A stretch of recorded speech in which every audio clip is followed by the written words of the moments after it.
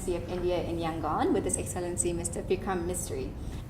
Thank you, Chris. Thank you for having me on MI Radio, and may I take this opportunity of, through you, wishing your listeners, sending them my best wishes and wishing them Minglaba. So to really warm us up with the audience, just for the audience to be able to get to know you better, I just wanted to bring you back to the very first time you actually visited Myanmar. Mm-hmm. Be it whether it's for service or just visiting. Do you remember that first visit? I do very well, actually, and it was also a visit on work. I was here almost 11 years ago, in 2007. I think it was the early part of 2007. Mm-hmm. I was visiting with my foreign minister. I used to be his chief of staff, heading his office at that time, and it was a formal bilateral visit by the foreign minister. And it was a pretty big deal at that time because there hadn't been many visits at his level at that time in Myanmar. Keep in mind, it was a time when Myanmar was still under a lot of international sanctions. And our own relationship was in a phase of transition at that time. And I remember the visit particularly because we came here to Yangon, we went to Naypyidaw, we went to Mandalay, and we went to Bagan. I think it was a 3-day visit, and we covered a lot of ground, a number of meetings. And when I compare that visit to visits that we have now, where you really don't get that much time with some of the senior officials and ministers that visit, I look back and I think that it was really wonderful for me to get an introduction to this country by visiting 4 prominent cities. Of course, Naypyidaw had just been opened. It was mint fresh at that time, practically, and there were even fewer cars on the roads, if it is possible to imagine that, given Naypyidaw. But I was really grateful to have that opportunity and to come at that time, when of course things were a lot different as compared to now. I mean, even Yangon, it took us maybe 15 minutes to come from the airport to downtown, or 20 in 27, 2007. And now of course it takes much longer, and of course I don't think you had mobile telephones at that time. I do remember my next visit, which was in 2012, when I came with our Prime Minister, who was making an official visit. I used to be working in his office at that time, and on that occasion, you did have mobile telephones, but a chip used to cost about $3,000. That's right. And that again, I think, when you take both these visits together, and when I come now on an assignment as ambassador, these are just some of the few things that you notice. Of course, the enormous opening up of the economy. I mean, Yangon itself, you see the number of malls and the amount of economic activity, construction, infrastructure that's going on around the city.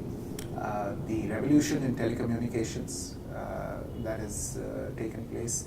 The general opening up of society, of media that has happened. Of course, the political transition that has taken place, with the election of a government elected through democratic means, through a free election. And it's really, I consider myself very fortunate to be serving in Myanmar at this time of great change and great flux. It's of course brought a lot of challenges as well to the government, but I think that for anybody to be able to serve in these times in this country can only be a very, very happy experience, and a very professionally a fulfilling experience. And I'm very happy to be here in that regard. You covered my second question by answering my first. Was just checking with you what you thought were the main differences from back in 2007 to now, which is practically about 11 years, and I think in 11 years, like you said, those differences that you mentioned, they're really potent, and those are the immediate things that you see. Exactly. Well, I mean, the things that I mentioned in terms of the cell phones and the traffic on the Yes. roads and the malls. I mean, those are the things that any traveler here would pick on immediately, and these are things that you notice the moment you get off the aircraft in that sense. But I think the more important changes are the other ones, the transition, political transition that Myanmar has gone through, the ground for which was laid by the previous government, and a very, I mean, I should say a transition that some people had doubts about, you know. It was achieved in a very peaceful manner, and I think all concerned, all stakeholders in all parts of government and civil society deserve credit for achieving this transition in that manner. What we saw back in 2007 was from a very different perspective, and you know, if you come here now, 10, 11 years later, it's obvious that a lot of things have changed, you know, but I think there are some things that are in the process of changing, some things that have not changed. But on the whole, I think this is a direction on which the people of Myanmar have embarked, and I very much hope, in fact, I have no doubt that they will be successful in achieving this transition and doing the best by themselves, by their families, and by their country. I am equally hopeful, likewise. And you know, you mentioned a lot of really interesting and important parts of our transition in the past 10 years. And I think, you know, just touching base upon some of those points, how do you think India has partaken in its development in Myanmar in those aspects? You know, especially seeing that India is really the world's biggest democracy, right? So how that, you know, how do you think India has partaken in our development? Well, we of course have a very close relationship. It's a relationship that goes back almost to the times of Lord Buddha. The story that I'm sure you've heard as well of two merchants from Myanmar, Tapussa and Bhallika, who were traveling in India and happened to come upon Lord Buddha himself, who gave them some strands from his hair, and those strands are today believed to be ensconced within the Shwedagon pagoda. That's right. And that's how, you know, the legend of the pagoda has come about. But that just shows, you know, the not only the antiquity of our relationship, but the very strength of our relationship, that it is based on this platform of shared culture, shared heritage, and shared beliefs in terms of religion, as well for a section of the population in India as well, and for, of course, the large majority of the population in Myanmar. Yeah, I think that's, whenever it comes to like foreign policy, I think it's important for all the sovereign states to try to figure out, right? It's sometimes a fine line, Yes. but I mean, it's clear that your position is to be in a comfortable relation, regardless of a strong relationship between the two countries. Yes. Talking on those points, I think some topical current topics that have been in the news often is one of them, which I've been asked to ask you, was your opinion on the changes with regards to the pulse imports. You know, from what I understand, I may be wrong, but in 2017 there was an import ban, but I think that that ban has been eased recently. What you? Well, just so that your listeners are also well informed about this, Right. what we had imposed was a quota and not a ban, but I think this was done in very specific circumstances. I should perhaps first go back to 2016, when we had actually offered to the government of Myanmar to enter into a government-to-government agreement on sourcing of pulses by us. Okay. And we had said that we would do this at a mutually agreed price, and that would involve negotiations with the government of Myanmar. This did not happen. The government of Myanmar, for various reasons, was not able to engage with us, and we did not have an agreement, therefore, on this. Had that agreement been in place, whatever has happened since last year in terms of the quotas and the restrictions that have been placed would not have taken place, because those notifications about the imposition of quotas exempted clearly any government-to-government agreements in this area. So the government-to-government agreement would have actually come to Myanmar's relief had it been in place. But as I said, the government did not accept our offer on that occasion and remained reliant on market forces to drive the pulses trade. Now in 2016-17, we faced a very peculiar situation in India, which was a glut in the pulses market. We had a bumper harvest in pulses, as a result of which both the acreage of pulses increased enormously, and on top of that the yield increased enormously as well because of a very, very bountiful harvest. As a result, there was an oversupply of pulses in the Indian market, and the prices really fell through the floor, and even the Indian farmer was not able to get fair value for his product.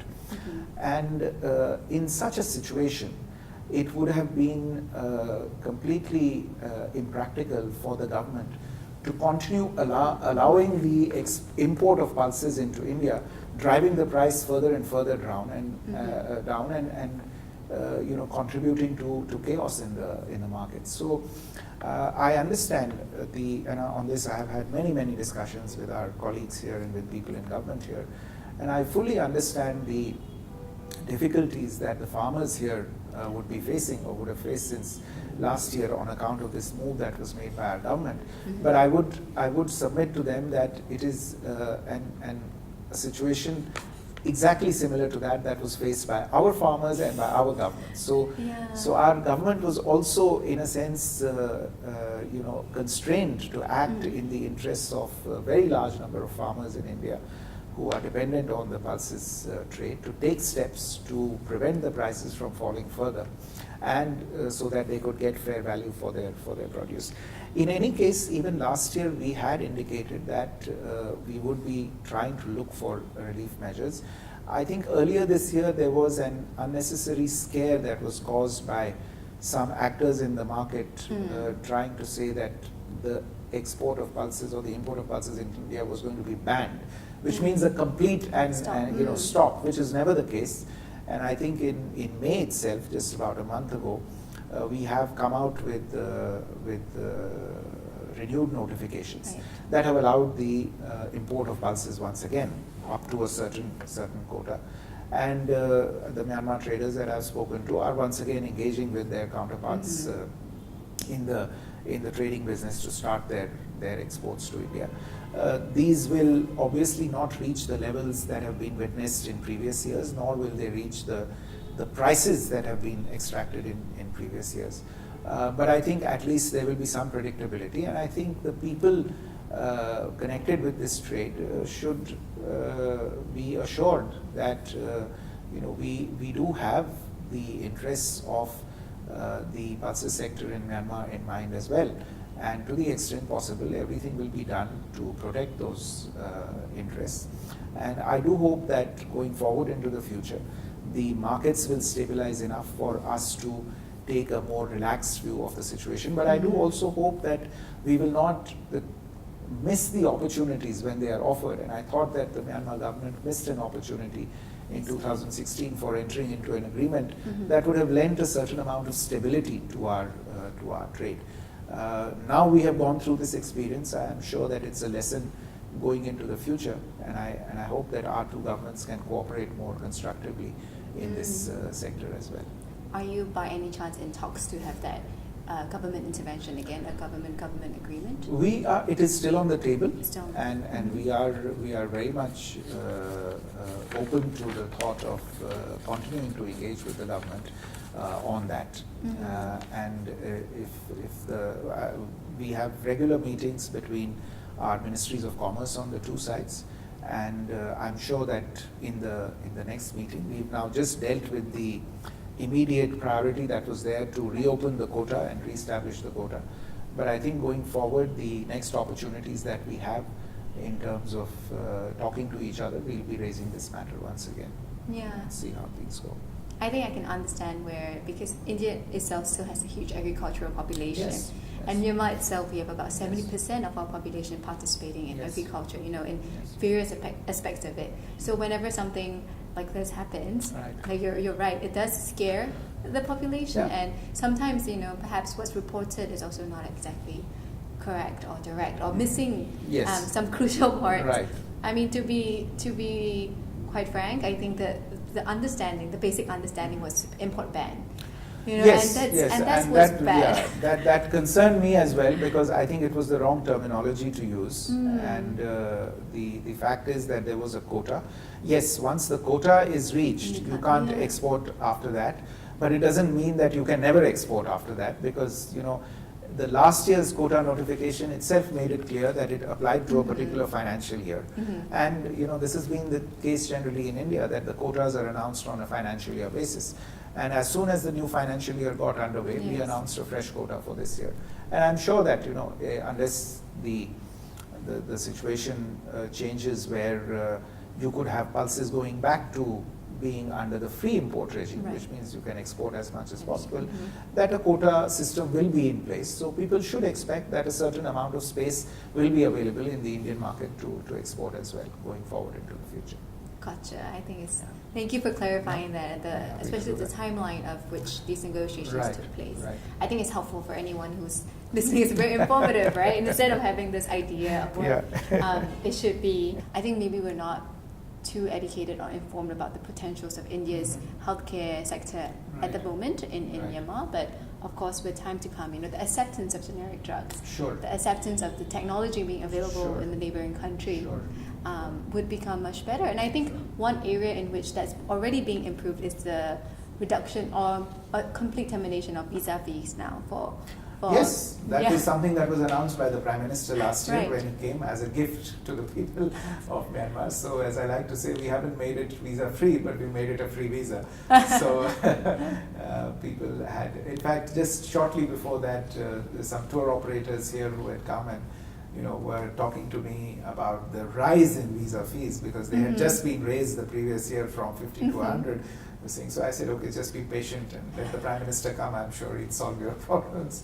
And he did that by removing visa fees for all visas that are delivered in person at any of our embassies or consulates.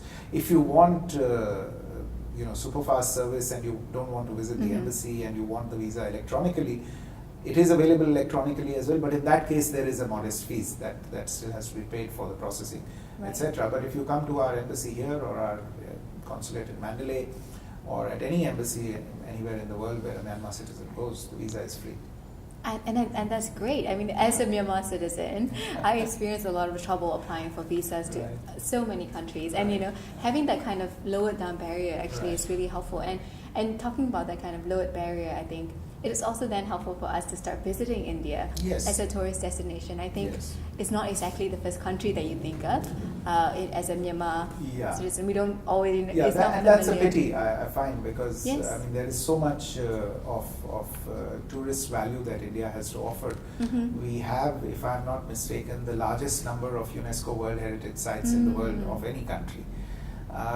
In a sense, what has happened is that interest in India from Myanmar is dominated by the Buddhist Right. pilgrimage circuit. Bodh Gaya. So Bodh Gaya, and then Shravasti, Kapilvastu, Kushinagar, Sarnath, etc.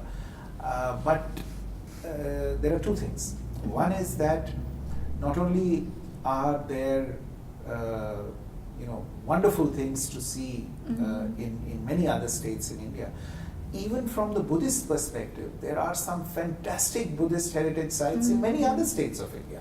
Yes. Going as far down south as Andhra Pradesh and as far north as Jammu and Kashmir, in Ladakh, in Himachal Pradesh, in Arunachal Pradesh, the Tawang Monastery over there, in central India, in the Sanchi Stupa, in Madhya Pradesh. There are so many other sites associated with Buddhist heritage in India, but the average Bodh Gaya visitor from Myanmar almost never manages to visit those sites. So I would say that even for them, they could, staying within the four corners of the interest from the Buddhist perspective, they could go to many other places in India. But then there are many, many more places in India that should be of pure touristic interest for people in Myanmar who want to have a good time and visit interesting places. And I think now with, I think one limitation, of course, that we have experienced in the past is connectivity, that we don't have as much connectivity between the two countries as there should be. But I think that is changing slowly, and we will see more aerial connectivity between the two countries. We will see more surface connectivity between the two countries. We recently signed a very, very important agreement between our two countries on land border crossing, which will allow, for the first time in our history, allow people with passports and visas to cross the land border between our two countries in the northeast, northwest, through two specific designated points. Okay. Now, I think for many people in Upper Myanmar, in Chin, Sagaing, Kachin, even Magwe, Mandalay, etc., it would be very interesting to access the northeast, which again is a beautiful region of India, of great tourist value, and a lot of heritage there as well, and a lot of history, because the two regions are, you know, they're the same people on two sides of the border. Now it is possible for not just people staying along the border, who have always been able to go back and forth under a very special regime, but for people staying further away to go and see what the other country looks like. You know? I see. So people can now go to Manipur, go to Imphal, go to Guwahati, go to Aizawl, go to Dimapur, From our border. from the Tamu border, from the Tamu More border, or from the Rizaukatar border in Chin state. So that, I think, is a very big institutional development that has taken place, and I very much hope, I look forward to bus services starting very soon that can you know, take people up to the border and let them, you know, people can cross from there. And very soon I hope that we will also be able to sign an agreement where the buses can actually cross the border and go into the other country up to a certain point and take passengers with them and bring back passengers from the other side. So these are, I think, interventions that are taking place slowly, and I see a much closer future ahead, especially, I think, to connect the northeast and the northwest. That's something of great value, I think, for the people of both countries. Yeah, and you know, we started the conversation today with you learning more about the Myanmar International Radio, which is our channel. But what do you think about the channel again? If you don't mind sharing, what do you think we can look forward to in the future in developing our channel, and you know, if you have some well wishes for us? No, I'm very happy. As I said, I was very intrigued when I received your request to do the interview for a radio channel. And as I said earlier as well, I think it's very important and very good that you are using this medium to reach out to people. Radio still is the only medium with 100% coverage, speaking from my experience in India, and I'm sure it should be the case in Myanmar as well. Everybody can afford a radio set. I think it's important as well for your channel, you know, carrying content in English as you do. I think it's a very good and a very crucial, you know, national service that you are providing, because I think it's important in this day and age when, you know, I think Myanmar has a narrative. Myanmar has a story to tell as well. Of course, there are negative things that have happened, and very often the attention of the world is focused exclusively almost on the negative things. But there are many good things that are happening as well at the level of everyday people in society. There's a very vibrant civil society in Myanmar, the non-governmental organization sector, and they do a lot of good work. And I think it is important for those stories to reach the international audiences as well. And I think since one of the problems in that is the language, the fact that you can do that in English, create that content in English and take it through the medium of radio to international audiences, that's a very important service. And I wish you and your listeners all the best in the coming years for that. And I'm sure that they'll continue to enjoy a lot of the programming that you will bring them. Thank you so much for encouraging words and well wishes.